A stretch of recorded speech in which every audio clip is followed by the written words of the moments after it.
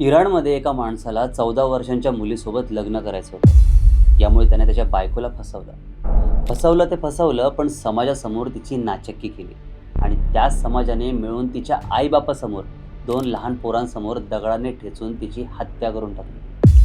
हे सगळं फिल्मी वाटतंय, पण ही खरी स्टोरी आहे. इराणमध्ये घडली सुरैया नावाच्या निर्दोष बाईचं. इराणच्या एका गावात सुरैया, तिचा नवरा, 2 पोरं आणि 2 पोरी असं कुटुंब राहत होतं. सगळं छान होतं.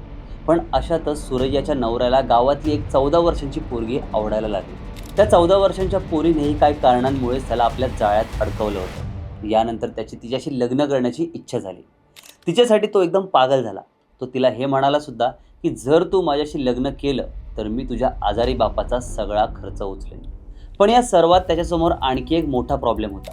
तो म्हणजे सुरैया, त्याची पत्नी. घरी आधीच एक पत्नी आहे, 4 पोरं आहेत. त्यामुळे अचानक दुसरी बायको आणायचं म्हणजे खर्चच खर्च. त्यात त्या मुलीच्या बापाच्या उपचाराचा खर्च. या सगळ्यात त्याने एक प्लॅन बनवला, जो इतका वाईट होता की तो अख्खा संसार उद्ध्वस्त करणारा ठरणार होता. त्यावेळी इराणच्या काही भागांमध्ये एक प्रथा होती. जर एखाद्या व्यक्तीची बायको नवरा असतानाही अनैतिक संबंध ठेवते तर तिला गावातली सगळी लोक दगडाने ठेचून मारून टाकतात. ज्या बायकोने आपल्याला 4 सुंदर पोरं दिली, सुखी संसार दिला, तिला या जाळ्यात अडकवायचं असा विचार त्याच्या डोक्यात आलाच कसा, हा मोठा प्रश्न. पण त्याने आपल्या बायकोला मारून टाकावं हाच निर्णय घेतला. त्याने गावच्या प्रमुखाच्या आधी कान भरले. नंतर 5-6 गावातल्या मित्रांना घेऊन स्वतःच्या बाजूने केले. खोटी माणसं उभी केली आणि यानंतर त्याने गावात अफवा पसरवायला सुरुवात केली की सुरैयाचं कुठेतरी बाहेर लफडं सुरू आहे. बातमी गावभर पसरली. इतकंच काय तर सुरैयाचे आई वडील सुद्धा त्याच गावात होते. त्यांनाही हे कळलं, पण त्यांनी या गोष्टीवर बिलकुल विश्वास ठेवला नव्हता. पण भडकलेल्या गावकऱ्यांपुढे करायचं तरी काय? पुढे काय झालं गोष्ट आम्ही सांगणारच आहोत, पण त्याच्या आधी गाजावाजाला सबस्क्राईब केलं नसेल तर सबस्क्राईब करून घ्या आणि आमच्या इतर अपडेटसाठी बेल आयकॉनवर नक्की क्लिक करा. बरं, त्यानंतर शेवटी सगळे गावकरी दारावर आले, ओरडायला लागले. सुरैयाला कळलंच नाही की नेमकं चालू तरी काय. आणि याच वेळी तिच्या नवऱ्याने आपलं नाटक सुरू केलं. घरातच पोरांसमोर तिला मारझोड करायला लागला. पोरं रडायला लागली. इतक्यात दरवाजा खोलून त्याने सुरैयाला गावकऱ्यांसमोर फेकले. तिला ओढत खेचत एका चौकात आणण्यात आले. हे सगळं तिच्या आई वडिलांसमोर आणि लहान मुलांसमोर सुरू होतं. तिला गावातल्या प्रमुखाने मृत्यूदंडाची शिक्षा सुनावली. म्हणजे आता तिला दगडाने ठेचून मारण्यात येणार होतं. सुरैयाला अजूनही कळलं नव्हतं की तिची चूक नेमकी आहे तरी काय. एवढ्यात काही लोक एक खड्डा खणायला लागले. दुसऱ्या लोकांनी तिचे हातपाय बांधले. ती किंचाळत होती, मी काहीच केलेलं नाही असं ओरडून ओरडून सांगत होती. नवरा मात्र चिडीचूप. पोरांचे रडून हाल झाले होते. एवढ्यात तिला कमरेपर्यंत त्या खड्ड्यात टाकण्यात आलं. बाकीचं शरीर बाहेर ठेवण्यात आलं. त्यापेक्षा भयानक काय माहिती आहे? तिच्यावर पहिला दगड भिरकावायला सांगितला तिच्या वडिलांना, त्यानंतर तिच्या मुलांना.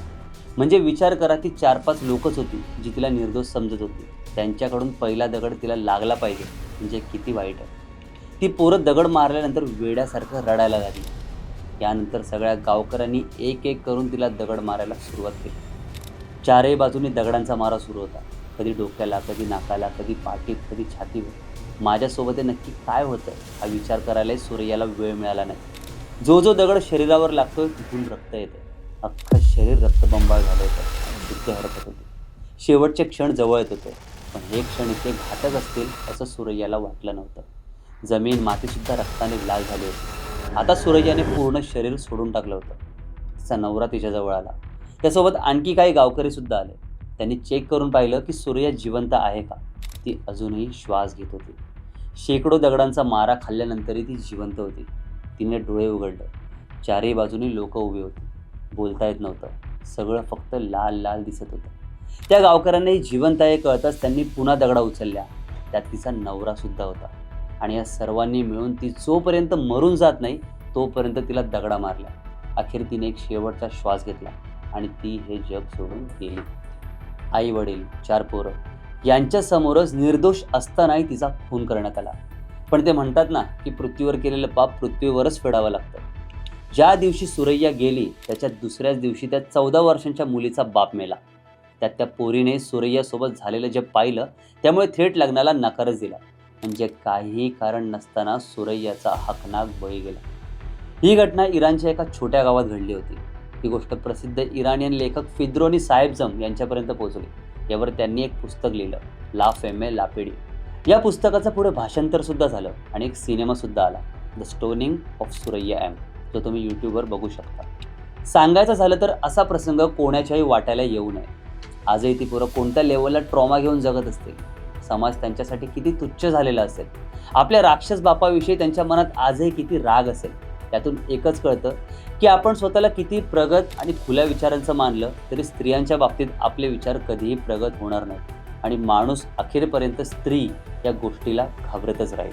अशीच नवनवीन माहिती जाणून घेण्यासाठी गाजवाजाला लाईक, शेअर, फॉलो आणि सबस्क्राईब करायला विसरू नका.